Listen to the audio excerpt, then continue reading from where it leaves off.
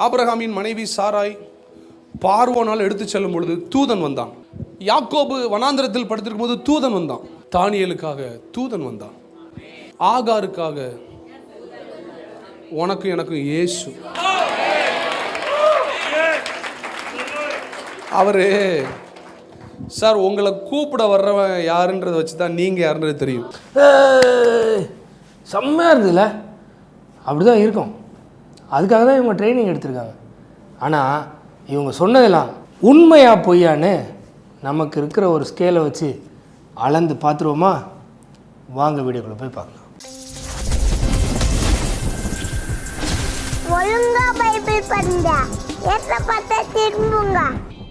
ஆபிரகாமின் மனைவி சாராய் பார்வோனால் எடுத்து செல்லும் பொழுது தூதன் வந்தான். அப்படியா? தூதனா வந்தான்? பைபிள் எடுத்தே படிச்சிருவோமே. ஆதியாகமம் 12வது அதிகாரத்தில் இந்த சம்பவம் வருது. 17வது வசனம்.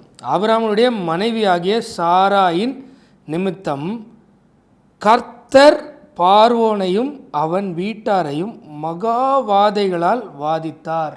தூதனா வந்தா? ஏன் வாதித்தார்? அப்படியே மேலே 14வது வசனம். ஆபிரகாம் எகிப்திலே வந்தபோது எகிப்தியர் அந்த ஸ்திரீயை மிகுந்த அழகுள்ளவர்கள் என்று கண்டார்கள். பார்வோனுடைய பிரபுக்களும் அவளை கொண்டு பார்வோனுக்கு முன்பாக அவளை புகழ்ந்தார்கள்.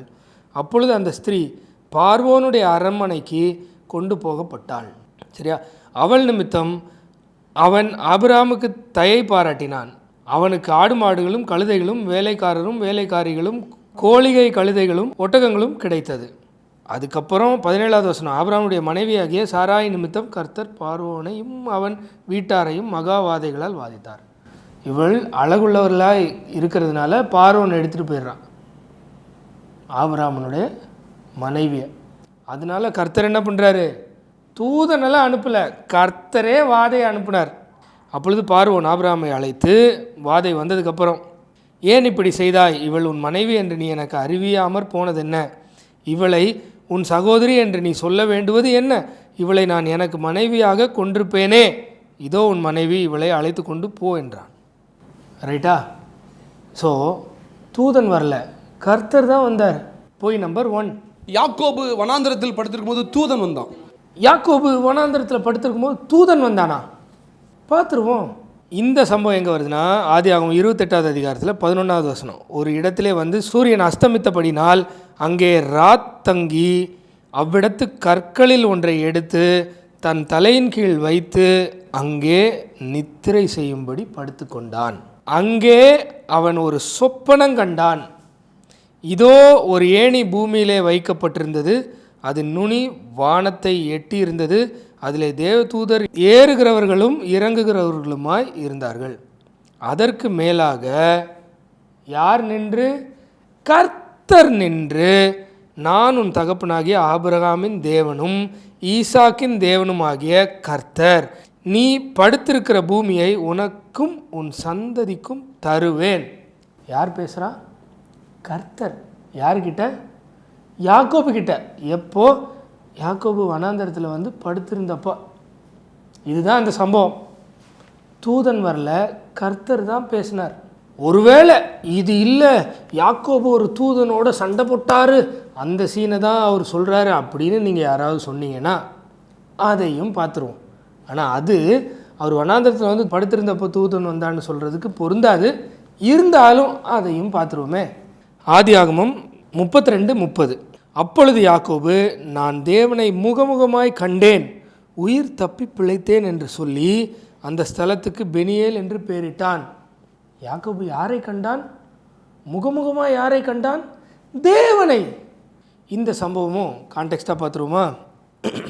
24வது வசனம் 32, ஆதியாகமம் 32:24. யாக்கோபு பிந்தி தனித்திருந்தான். அப்பொழுது ஒரு புருஷன் பொழுது விடியும் அளவும் அவனோடே போராடி அவனை மேற்கொள்ளாததை கண்டு அவனுடைய தொடை சந்தை தொட்டார். அதனால் அவருடனே போராடுகையில் யாக்கோபின் தொடை சுந்து சுளுக்கிற்று. யாரு? ஒரு புருஷன். அந்த புருஷன் யாரு அப்படின்றத அந்த வசனமே சொல்லும். அவர் யார்? அந்த புருஷன். நான் போகட்டும், பொழுது விடுகிறது என்றார். அதற்கு அவன், நீர் என்னை ஆசீர்வதித்தால் ஒழிய உம்மை போக விடேன் என்றான். அவர், உன் பேர் என்ன என்று கேட்டார். யாக்கோபு என்றான். அப்பொழுது அவர், உன் பேர் இனி யாக்கோபு எண்ணப்படாமல் இஸ்ரவேல் என்னப்படும், தேவனோடும் மனிதனோடும் போராடி மேற்கொண்டாயே என்றார். அப்பொழுது யாக்கோபு, உம்முடைய நாமத்தை எனக்கு அறிவிக்க வேண்டும் என்று கேட்டான். அதற்கு அவர், நீ என் நாமத்தை கேட்பானேன் என்று சொல்லி அங்கே அவனை ஆசீர்வதித்தார். அப்பொழுது யாக்கோபு, நான் தேவனை முகமுகமாய் கண்டேன், உயிர் தப்பி பிழைத்தேன் என்று சொல்லி அந்த ஸ்தலத்துக்கு பெனியேல் என்று பெயரிட்டான். அப்போ யாக்கோபு ஒரு புருஷனாய் சண்டை போட்டது யாருடன்? தேவனை. இன்னும் கொஞ்சம் கன்ஃபியூஷன் இருக்கா? அது எப்படி புருஷன் தேவன்னு? பைபிள் தான் நமக்கு விளக்க சொல்லணும். ஏன்னா பைபிள் தான் நம்மளுடைய ஸ்கேல். ஓசியா 12:4 எடுத்து படிச்சிங்கன்னா இங்கே புருஷன் இருக்கிற அந்த தூதனானவர் யார் அப்படின்னு தெளிவாக இருக்குது. ஓசியா 12:4. அவன்னா யார்? யாக்கோபு. யாக்கோபு தூதனானவரோடே போராடி, யார்கிட்ட போராடினார்? தூதனானவர் அப்படின்னு வர்ற அந்த தூதனானவர்கிட்ட போராடி மேற்கொண்டான், ஜெயிச்சான். அழுது அவரை நோக்கி கெஞ்சினான். பெத்தேலிலே அவர் அவனை கண்டு சந்தித்து அவ்விடத்திலும் நம்மோடே பேசினார். பேசினது யார்? தூதனானவர். அடுத்த வசனம் படிங்க. கர்த்தராகிய அவர். எவர்?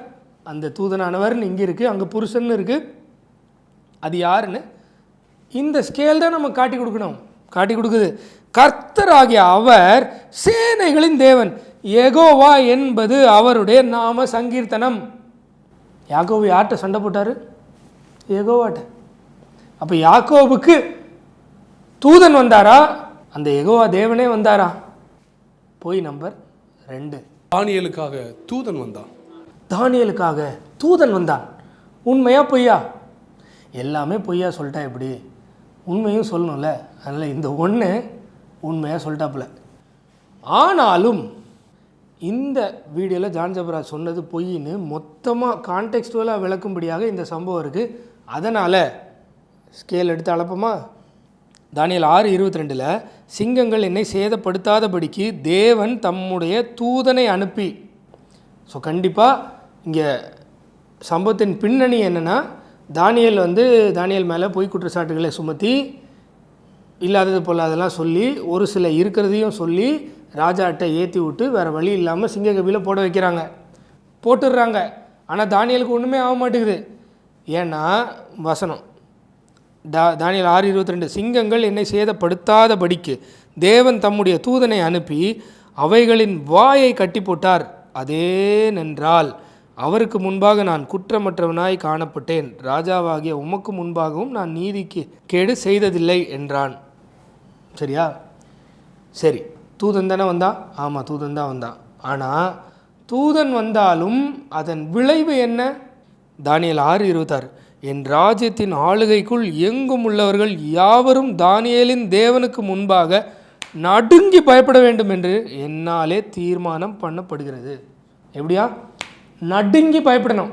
அவர் ஜீவனுள்ள தேவன், அவர் என்றென்றைக்கும் நிலைத்திருக்கிறவர், அவருடைய ராஜ்யம் அழியாதது, அவருடைய கர்த்தத்துவம் முடிவு பரியந்தமும் நிற்கும். தூதன் வந்தாலும் என் ரிசல்ட் என்னதா? அவர் தான். ஆகாருக்காக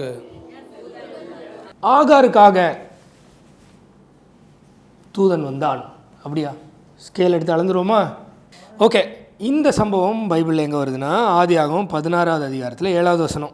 கர்த்தருடைய தூதனானவர் அவளை வனாந்தரத்திலே சூருக்கு போகிற வழி அருகே இருக்கிற நீரூற்றண்டையில் கண்டு. நல்லா நோட் பண்ணிக்கோங்க. இங்கே தூதனானவர் நம்ம ஏற்கனவே பார்த்தோம். யாக்கோபு தூதனானவர் புருஷன்கிட்ட சண்டை போட்டார். அந்த புருஷனை ஓசியாவில் தூதனானவர்னு சொல்லியிருக்கு. அந்த தூதனானவர் யெகோவா தேவன். இப்போ இங்கே 7வது வசனம், கர்த்தருடைய தூதனானவர் அவளை வனாந்தரத்திலே சூருக்கு போகிற வழி அருகே இருக்கிற நீரூற்றண்டையில் கண்டு, சாராயின் அடிமை பெண்ணாகிய ஆகாரே, எங்கே இருந்து வருகிறாய், எங்கே போகிறாய் என்று கேட்டார். அவள், நான் என் நாச்சியாராகிய சாராயை விட்டு ஓடி போகிறேன் என்றாள். அப்பொழுது கர்த்தருடைய தூதனானவர் நீ உன் நாச்சியார் அண்டைக்கு திரும்பி போய் அவள் கையின் கீழ் அடங்கிரு என்றார். இங்கே கூட வேதம் நம்ம ஸ்கேல் என்ன சொல்லுது? தூதனானவர். ஆனால் நம்ம ஜான் ஜபராஜ் என்ன சொல்கிறாரு? தூதன் வந்தான். பார்த்தீங்களா? தூதன் வந்தான், அது ஒரு இலக்காரம். ஆனால் இங்கே வந்தது யாருன்னு பார்ப்போம். 10வது வசனம், பின்னும் கர்த்தருடைய தூதனானவர் அவளை நோக்கி, உன் சந்ததியை மிகவும் பெருக பண்ணுவேன், அது பெருகி எண்ணி முடியாததா இருக்கும் என்றார். 11, பின்னும் கர்த்தருடைய தூதனானவர் அவளை நோக்கி, நீ கர்ப்பவதியாய் இருக்கிறாய், ஒரு குமாரனை பெறுவாய், கர்த்தர் உன் அங்கலாய்ப்பை கேட்டபடியினால் அவனுக்கு இஸ்மவேல் என்று பெயரிடுவாயாக.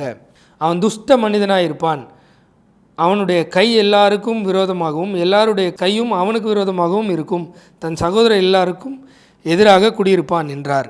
அப்பொழுது அவள், அகார், என்னை காண்பவரை நானும் இவ்விடத்தில் கண்டேன். என்னை காண்பவர் யார்? தூதனா?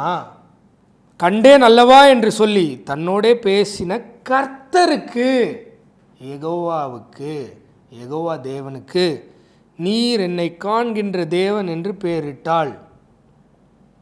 ஸோ பொய் நம்பர், உனக்கு எனக்கு இயேசு.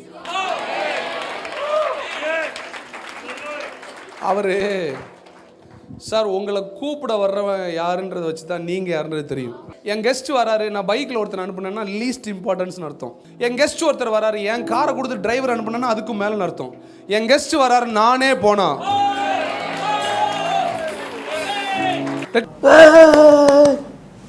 அப்படியா? இந்த உணர்ச்சிகளை தூண்டி விட்டு எப்படிலாம் உங்களை விளையாடுறாங்க பார்த்தீங்களா? சொன்னது எல்லாமே பொய். சரி, இப்போ இவர் ஒரு பொய்யை சொல்லி உங்களை தூண்டி எதோ பண்ணார்ல, அது இந்த ஸ்கேலின் அடிப்படையில் பொய்ன்னு நம்ம அளந்துட்டோம். இந்த கான்செப்ட் இருக்குல்ல, எந்த கான்செப்ட்? அவங்களுக்குலாம் தூதன் வந்தார், அவங்களோட நம்ம ஸ்பெஷலு, நமக்கு இயேசுவே வந்தாருன்ற ஒரு கான்செப்டை கொண்டு வரார்ல, அந்த கான்செப்ட் இந்த ஸ்கேல் படி இருக்கா இல்லையான்னு அடுத்த பதிவில் ஜோசுவா வந்து சொல்லுவான். பாய்.